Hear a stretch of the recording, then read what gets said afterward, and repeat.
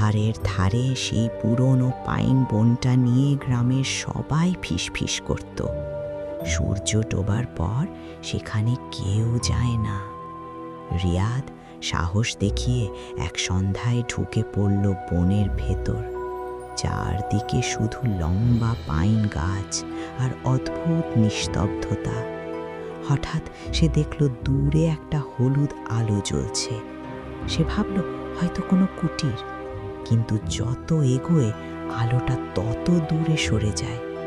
হঠাৎ তার পায়ের নিচে শুকনো ডাল ভাঙল, খট! সঙ্গে সঙ্গে আলোটা নিভে গেল। চারদিক অন্ধকার।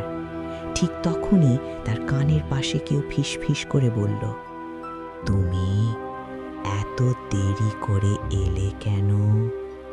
রিয়াদ ঘুরে দাঁড়ালো, কিন্তু সেখানে কেউ ছিল না। শুধু মাটিতে পড়েছিল তার নিজের নাম লেখা একটা পুরনো কাঠের